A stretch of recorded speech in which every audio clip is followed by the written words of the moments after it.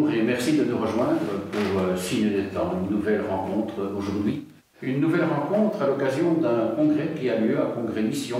C'est la deuxième édition, ce sera le week-end des 15, 16 et 17 mars prochains à Bruxelles. Et nous rencontrons aujourd'hui Annonciade Le Ménager. Elle est la cheville ouvrière de cet événement et c'est une joie, Annonciade, de te rencontrer et de pouvoir ainsi mieux connaître ton chemin de vie, ton itinéraire et mieux comprendre aussi les enjeux de ce congrès auquel bien sûr tout le monde est invité. Alors s'il fallait d'abord te rencontrer, te connaître un petit peu mieux, quelles sont les grandes étapes, je dirais, de ton itinéraire? J'ai 34 ans depuis peu. Et je suis mariée et j'habite à Bruxelles depuis 7 ans. Je suis née dans une famille catholique, voilà, et j'ai étudié l'histoire. J'ai vécu à Rome où j'ai été guide touristique. Et donc je suis passionnée par l'histoire, la transmission de notre culture et de notre civilisation. Et c'est comme ça qu'après j'ai fait le choix de l'enseignement. Et donc aujourd'hui j'enseigne l'histoire dans le secondaire avec beaucoup de plaisir. Et j'ai beaucoup de joie aussi à être en relation avec mes élèves. Au niveau de ma vie plus spirituelle, je suis née dans une famille pratiquante. Donc j'ai reçu la foi de mes parents. On a beaucoup prié en famille. Mais je pense que ce qui m'a permis de continuer à avoir la foi, même si je suis sûre que la foi est un chemin et que le doute fait partie de la foi, voilà, je crois que mes parents ont eu à cœur de nous donner d'autres référents qu'eux-mêmes pour notre vie spirituelle. Et donc très jeune, j'ai fait des camps avec des communautés nouvelles, mais assez variées. Voilà, il y avait, quand j'étais petite, les 24 heures pour Jésus.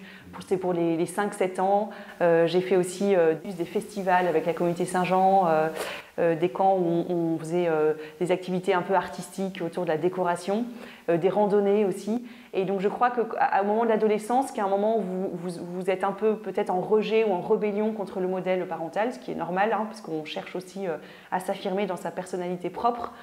Pour moi, la foi ne faisait pas partie du package parent. Donc, j'ai pas eu ce mouvement de rébellion contre la foi, puisque voilà, pour moi, la foi, c'était en fait mes amis, c'était tous ces camps que je faisais.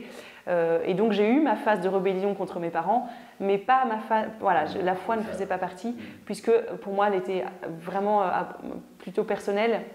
Et j'avais aussi eu à cœur, peut-être, j'avais reçu ce trésor. Je trouve que Jésus, c'est un peu kitsch dit comme ça, mais Jésus est un ami, et qu'en fait la foi, c'est vraiment faire de la place dans sa vie à la prière et à cette relation avec Dieu, voilà. En restant dans la famille un moment, avec des frères et sœurs? Oui, beaucoup, j'en ai 7. Donc famille nombreuse, ouais, avec sur 20 ans, donc pas du tout une fratrie très resserrée, voilà, assez, voilà, il y a des années entre nous, mais effectivement, je dirais que j'ai grandi avec une bande, ce que j'ai beaucoup apprécié. Enfin, j'ai trouvé que c'est le trésor de la famille nombreuse, dans le sens où que vous alliez, en vacances, etc. Vous avez toujours des copains sous le coude pour s'amuser, pour se disputer aussi. Et ça apprend la vie. Et voilà, j'ai 5 frères et 2 sœurs. C'est ça. Alors, un prénom peut-être aussi pas courant, on ne rencontre pas. Annonciade, c'est un nom que tes parents t'ont donné. Donc voilà, il y avait un projet? Oui, alors effectivement, il faut l'assumer. Et ça n'a pas toujours été évident. Alors pour plusieurs raisons, parce que je dois toujours le répéter 2-3 fois avant que les gens le comprennent. Et c'est marrant, une fois une amie m'a dit, tu m'aurais dit que tu t'appelles Camion, ça aurait été pareil. Enfin, les gens ne voient pas du tout le sens de ce prénom. Et alors maintenant, je l'ai fait mien. Je pense que comme tout prénom, il faut l'adopter. Alors clairement, il y a le lien avec l'Annonciation et voilà, l'histoire religieuse de ce prénom. Surtout que mes parents, en fait, l'ont trouvé parce qu'un jour, ils sont allés dans une communauté qui est présente en France, mais je crois qui est aussi présente en Belgique, qui s'appelle les Annonciades. Et c'est comme ça, tout simplement, qu'ils ont trouvé le prénom. Et aujourd'hui, j'aime bien rajouter que, en fait, quand on me demande l'origine, je dis, mais c'est un prénom qui était courant au Moyen-Âge. C'est un vieux prénom français qui date du Moyen-Âge. Et donc, avec ma casquette d'historienne, je suis aussi fière de le porter pour cette raison-là. Alors, à partir d'un itinéraire comme celui-là, on pourrait dire, elle va devenir religieuse. Oui. C'est pas le cas? Oui, effectivement. Alors, je me suis posé la question et c'est vrai que j'ai eu la chance aussi de fréquenter des communautés qui, je dirais, démocratisaient la vocation religieuse.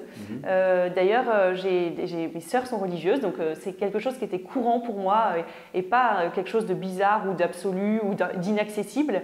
Donc j'ai pris le temps et il y a eu une période où on se prend un peu la tête comme ça, je trouve autour de 20 ans, on se prend la tête parce qu'il faut choisir ses études, il faut choisir son métier, on a envie de se marier ou être religieux, enfin voilà. Et je crois que cette petite friche est bonne aussi, même quand on est né dans le guidon, c'est pas le... Parfois, voilà, c'est un peu compliqué. Et puis, un jour, une amie m'a dit, tu sais, la vocation religieuse, à un moment, tu as une espèce de clarté, une évidence. Mes sœurs m'en avaient témoigné. Donc, arrête de te prendre la tête. Et un jour, il y aura une évidence. Et ça m'a libérée de me dire, mais voilà, en fait, il faut cette évidence. Sans stress. Voilà. Et donc, j'ai mis la question de côté, puis j'ai avancé dans mes études. Je suis partie à Rome, et puis là, j'ai rencontré l'homme qui est mon mari aujourd'hui. C'est ça. Et l'homme qui est le mari aujourd'hui t'a conduit ici en Belgique. Et voilà, et effectivement, après cette année à Rome à cheminer ensemble, s'est posé la question de la France ou de la Belgique, puisqu'il n'y avait pas de raison qu'on aille plus dans un pays que l'autre. Et moi, étant enseignante et lui journaliste, on s'est dit, c'est quand même plus simple de trouver du travail peut-être à Bruxelles dans le journalisme, alors que l'enseignement, c'est assez facile. Et surtout, moi, j'étais rattachée à Paris à ce moment-là, mais je ne suis pas parisienne. Et donc, je commençais à saturer de cette ville qui est pleine de richesses, mais qui peut être aussi très oppressante. Et donc, j'étais aussi ravie de commencer une nouvelle vie ailleurs qu'à Paris et dans un nouveau pays, et suivre mon mari avec grande joie aussi. L'origine, c'est plutôt Tours. Et sinon, c'est la Touraine, ouais, la campagne, hein, donc vraiment un tout petit village. Je viens du monde rural, mais c'est la Touraine. Alors, mariage, vocation, le mariage comme vocation? Oui, je pense qu'effectivement, c'est une vocation. Je pense qu'on a plusieurs vocations hein, dans notre vie. Je crois qu'on a tous une mission et que cette mission, elle évolue avec le temps, elle évolue avec notre âge, voilà, et que sans cesse, voilà, c'est un chemin. Mais en tout cas, effectivement, je crois que c'est même ma vocation première, mon mariage, et puis que les autres se rajoutent, mon métier, etc. Je crois qu'en fait, ce que je trouve très beau à travers le mariage, c'est qu'on est respecté chacun dans notre entité propre. Donc moi, en tant qu'annonciade, j'ai ma mission à porter, voilà, unique. Mais je suis mariée, donc j'ai aussi une mission à porter à deux. Et donc pour moi, c'est plus qu'un dénominateur commun, en fait, le mariage. C'est vraiment cette entité nouvelle que je vais créer avec mon mari et comment, à partir de cette entité, on va trouver notre fécondité propre.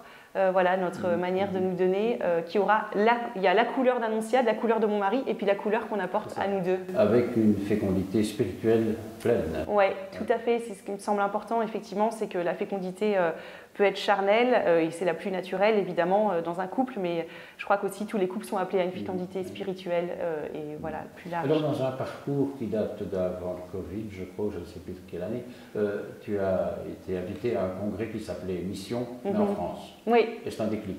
Et c'est un déclic, effectivement. En fait, c'est parti de vidéos YouTube. Donc, je suis tout à fait consciente de l'importance aussi de prendre cette plateforme parce que c'est un vrai... En fait, le Congrès Mission en France faisait beaucoup de replays, notamment de tables rondes qu'ils organisaient et puis des plénières et des messes. Et donc, j'ai regardé sur YouTube, c'est comme ça que ça a commencé, quelques replays. Et on s'est dit à plusieurs Belges, on va aller voir ce que c'est que ce Congrès Mission. Et c'est comme ça qu'on est parti à Paris, il y a 5 ans, à une petite dizaine, pour aller voir ce que c'est. Et en fait, je dirais que ça a rejoint deux désirs, de voir ce que c'est que ce congrès mission qui nous interpellait. On se disait, c'est marrant, il y a plusieurs choses, ça nous rejoint, le côté rassemblement, le côté aussi un peu feu. Enfin, vous voyez, c'est des messes, ça en jette, quoi. Je sais pas, c'est peut-être ma génération, mais ça nous fait du bien, des chants qui claquent un peu, avec des spots, etc. Ça rebooste. En même temps, des tables rondes ultra qualitatives, avec une nourriture intellectuelle qui nous interpellait aussi. Et puis, avec mon mari, on avait à cœur d'organiser un événement pour l'Église de Belgique, indépendamment du Congrès Mission. Ça s'est rejoint après. Mon mari vient d'Ardennes, près de Vielsalm, et on avait organisé une petite journée dans le village de ses parents, en faisant venir Frère Marc de Tibériade. Et on avait invité les habitants du village. On avait fait une petite messe, il avait fait une petite conférence dans la chapelle. Et les gens du village nous avaient témoigné en fait le bien que ça leur avait fait, parce qu'on avait invité tous nos amis de Bruxelles à venir, de revoir des jeunes, de voir la chapelle pleine. Et en fait, on s'était dit, mais ce serait trop beau d'organiser un événement aussi pour les Ardennais, enfin, c'est un exemple, hein, mais de permettre en fait qu'on se rencontre et en fait de sentir qu'on n'est pas seul et que voilà, on peut se vivifier. Ce congrès, si j'ai bien compris, a été organisé aussi en France par une communauté qui s'appelle Annuncio. Oui. Annonciade aussi. Ouais, c'est vrai, j'ai pas fait le rapport, mais on est autour de l'annonce. Mais oui, c'est Annuncio, donc c'est un mouvement de laïcs. Ça aussi, ça nous a touchés, c'est que c'est pas organisé par l'Église et c'est pas organisé par des prêtres. tout l'amour que j'ai pour les prêtres, mais je trouve ça très beau, surtout aujourd'hui quand on sait voilà, la place des vocations, que le laïc prenne sa place et cette conviction, enfin moi j'ai vraiment cette conviction qu'en tant que laïc, on a aussi quelque chose à dire, à faire passer, et on a une voix qui complète celle des prêtres, mais que chacun a vraiment sa petite facette à donner. Et alors reste quand même dans l'objectif cette dimension de transmission, c'est dans ton ADN quelque part. Ouais, oui, alors c'est vrai que je vais transmettre l'histoire européenne dans mon métier. Après, la transmission de la foi, pour moi, n'a jamais été une évidence. J'ai grandi dans un milieu alors dans ma famille bien sûr, mais par exemple à l'école, c'était vraiment l'école du village, du coin. Enfin, j'ai toujours été un peu la seule catho de la classe, et donc pour moi, ça n'a jamais été facile de parler de ma foi. Même j'en étais même complexée parce que c'est pas que c'était anti-catho, mais c'est la petite blague, voilà, comme vous pouvez imaginer. Sur l'Église, etc., même de la part des professeurs. Et je crois justement, moi, ce que j'aime bien dire, c'est que souvent, quand on s'attarde sur un sujet, c'est qu'il y a un sujet justement dans notre vie et que ça nous travaille. Et si je suis engagée dans le Congrès Mission, c'est pas que moi je suis une super missionnaire. Au contraire, c'est que j'ai un sacré chemin à faire là-dessus et que je sens que ça vient me titiller. Et que je sens que voilà, j'ai envie de nourrir, de réfléchir, parce que voilà, j'ai eu des années où vraiment ça a été très difficile d'assumer ma foi. C'est Jean-Pierre Denis qui dit on se construit une prison mentale souvent, parce qu'en fait aujourd'hui, je crois que la sécularisation fait que la foi elle est dans le domaine de la vie privée, mais donc on s'interdit un peu d'en parler en se disant non mais je vais brusquer, je vais choquer, et puis même c'est pas très drôle, enfin c'est pas toujours facile à assumer. Et donc, et en même temps, je sens que ma foi, elle est fondamentale dans ma vie. Et c'est ce qui me fait vivre, en fait. Et ma relation à Dieu, et aussi tous les trésors que l'Église m'a transmis. Et du coup, il y a un peu, vous voyez, ce tiraillement. Oui, oui. Et donc, je crois que c'est aussi pour ça que je me suis retrouvée ici. Mais parlons-en de l'Église. C'est pas évident aujourd'hui. Une Église en crise, est-ce que c'est crise de croissance? C'est peut-être à voir. Mais je veux dire, devant la question qui est souvent étalée dans les médias et que sont les scandales qui sont sur l'Église, comment se situer? Comment garder confiance en l'Église? Oui, c'est vrai que l'Église traverse des crises. Je crois qu'elle en a traversé de tout temps, et je crois que l'histoire aussi parfois permet de prendre un peu de recul par rapport à ça. Mais il y a clairement la crise de la sécularisation, pour moi, qui n'est pas... Enfin, je suis née avec, souvent... on dit qu'il y a une église super puissante, avec une église qui était omniprésente au pouvoir. Moi, je n'ai pas connu ça. Donc, il y a aussi ça dans ma génération. Je pense que je n'ai pas connu une église au pouvoir. J'ai toujours dû faire des kilomètres pour aller à la messe, etc. Et je crois que cette église, plus de la faiblesse, correspond aussi à notre religion. Et puis, il y a la crise des abus. Là aussi, moi, je dois dire que je sais que ça concerne aussi des gens de ma génération, mais ça concerne aussi beaucoup de gens. On sait que ça a eu lieu aussi dans les années 50, etc. Et en fait, je crois que c'est aussi se redire que l'Église, c'est nous. Enfin, parfois, j'ai l'impression qu'on va mettre un peu l'Église, c'est l'institution, c'est les prêtres, et donc cette image que il y a eu des pédophiles, etc. Mais en fait, je me sens autant l'Église, moi qui suis simple baptisée. Une solidarité. Oui, voilà. Et en fait, je pense qu'il faut faire la lumière sur ces abus. Et moi, j'ai pas les compétences, mais voilà, que ce soit au niveau psychologique, juridique, il faut absolument être au clair. Mais à chacun de prendre la place qu'il doit prendre. Voilà, moi, ma place de petite prof d'histoire de secondaire, je vais pas trop pouvoir dire sur ce sujet. Mais par contre, ce dont je suis sûre, c'est que je suis autant l'Église que par exemple les prêtres, etc. Tu dis aussi, je crois qu'il faut peut-être découvrir des beautés de l'Église, mais qui sont des beautés cachées. Oui.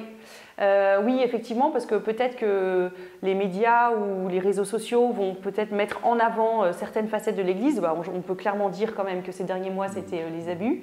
Et peut-être témoigner que ça a sa place, mais que nous, aujourd'hui, il y a des chrétiens, on ne sait pas l'Église qu'on connaît en 2024, et c'est pas pour ça qu'on ne veut plus faire partie de l'Église. Et je crois que quelle que soit la famille, l'institution, le lieu où il y a eu malheureusement des événements et des périodes douloureuses, n'empêche pas à d'autres membres d'avancer aussi et d'essayer de mettre en avant ce qui se vit dans le petit quotidien de chacun. Alors l'Église, bien sûr, mais il n'y a d'Église que pour le monde. Un monde qui n'est pas facile non plus, marqué par combien de violences, de guerres, de drames. Qu'est-ce que tu dirais de ce monde ? Ouais. Il n'y a pas que ça non plus, évidemment, hein, c'est sûr. Oui, tout à fait. Ouais, c'est vrai que je crois qu'on a la chance quand même d'avoir 3 vertus théologales et dont l'espérance, qui je crois est notre plus beau message aujourd'hui. Les 2 autres étant la foi et la charité. Oui, la foi et la charité, bien sûr. Et que l'une, enfin voilà, les 3. Et peut-être que si je repartais de ces 3 vertus, moi, ce que je sens, c'est déjà la foi, le cœur à cœur avec Dieu. C'est ça qui... Souvent on dit ouais, les jeunes, ils ont une soif de transcendance, parfois c'est un peu trop, mais je crois qu'elle est belle cette foi de transcendance aussi, justement comme on est dans un monde assez matérialiste, où on croit plus trop au surnaturel, peut-être qu'un jeune qui a la foi, en fait, il a besoin de se mettre à genoux. C'est ce qu'on appelle parfois la quête de sens. Oui, la quête de sens. Oui, c'est ça. Choses, oui. Il a besoin de se prosterner. Moi, je vois souvent, quand je vois les musulmans prier, je suis très touchée de cette prosternation, de cette adoration. Et c'est en ancrant vraiment, même le rapport au sacrement, c'est intéressant de voir comment la confession peut être un peu has-been pour toute une génération. Et puis, il y a un retour de la pratique de certains sacrements chez certains. L'adoration, ça nous a frappé au Congrès Mission, le nombre de paroisses qui ont proposé comme atelier comment organiser l'adoration dans sa paroisse. On ne s'attendait pas à ça. Et donc, ce retour un peu, oui...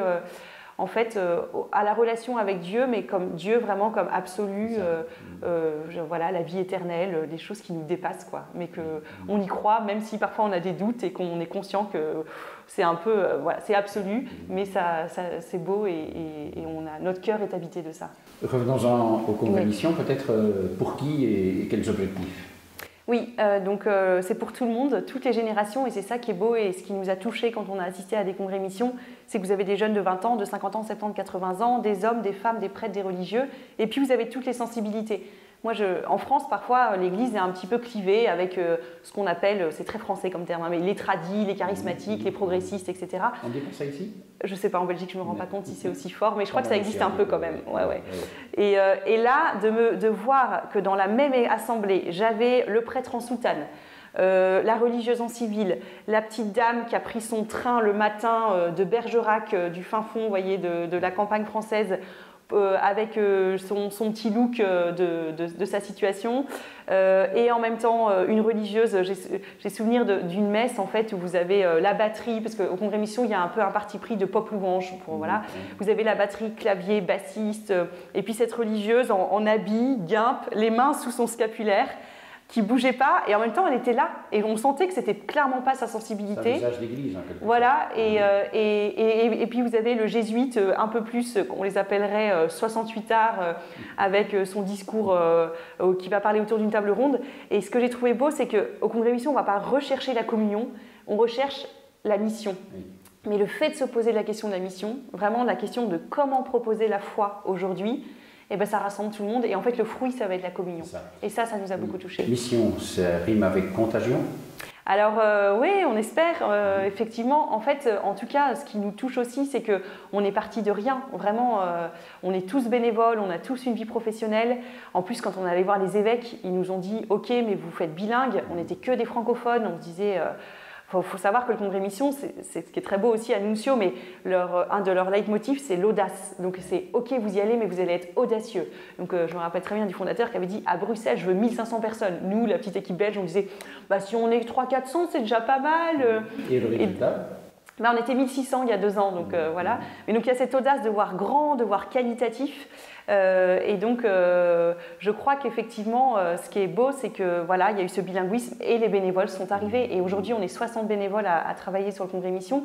Et on se connaissait pas avant, quoi. Le Seigneur, moi, je crois vraiment que les premiers convertis du Congrès Mission, c'est l'équipe qui l'organise, parce qu'on voit tous les jours, c'est incroyable. Le Seigneur nous amène des ouvriers et des gens tellement édifiants, ultra compétents à la logistique, à l'animation, aux tables rondes, à la programmation.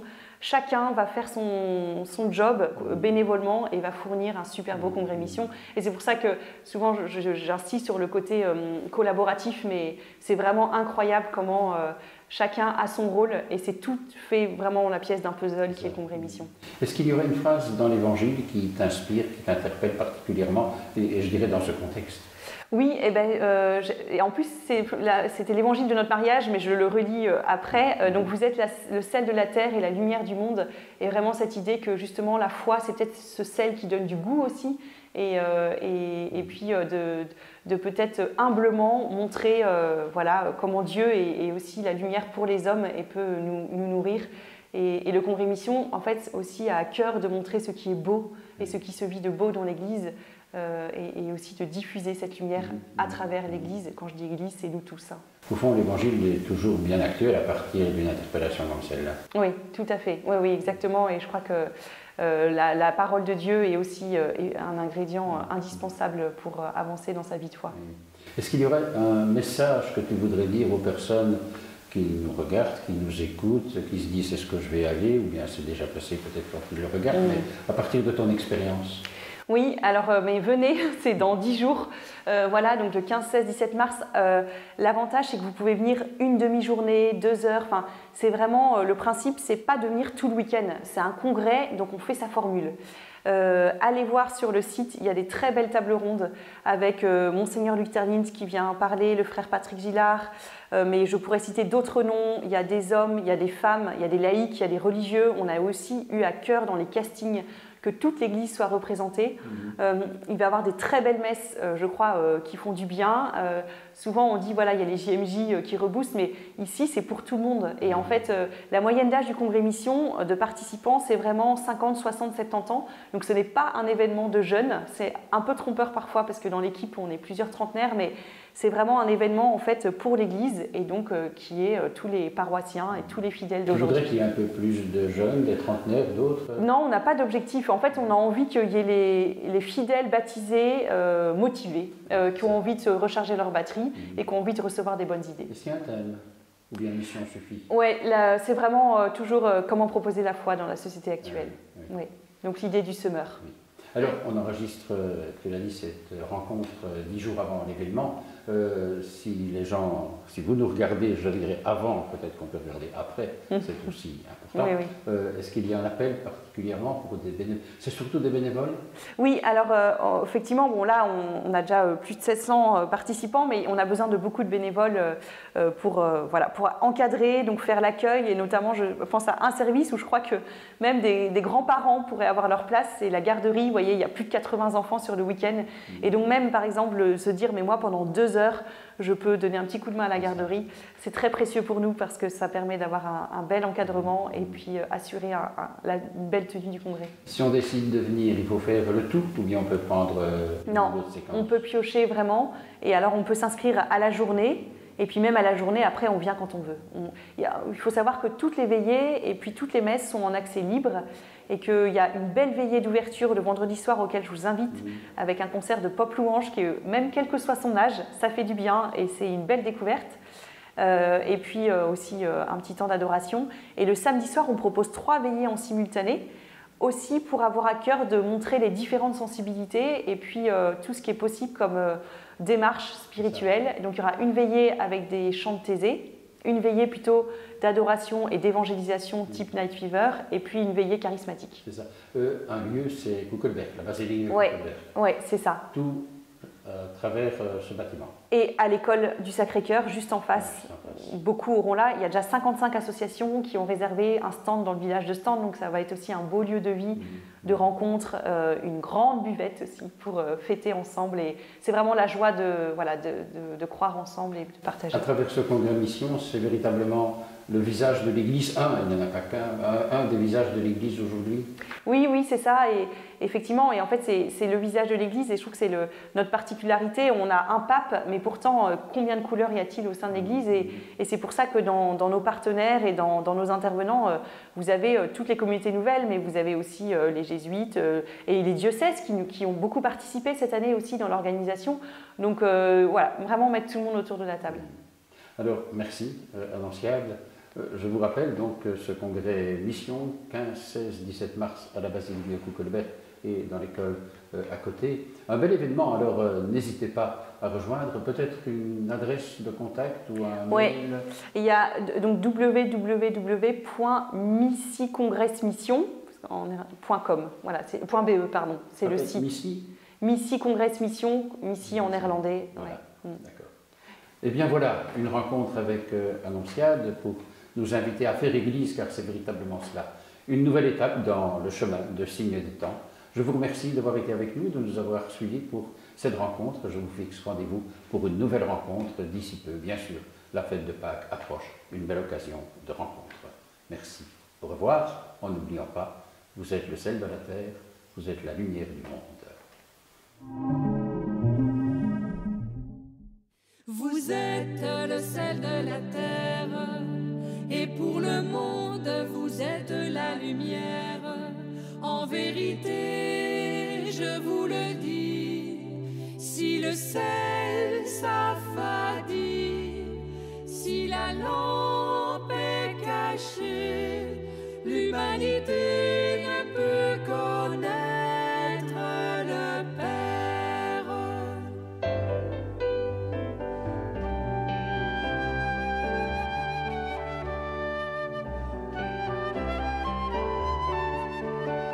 Vous êtes le sel de la terre, et pour le monde, vous êtes la lumière. En vérité, je vous le dis, si le sel s'affadit, si la lampe est cachée, l'humanité ne peut connaître le Père.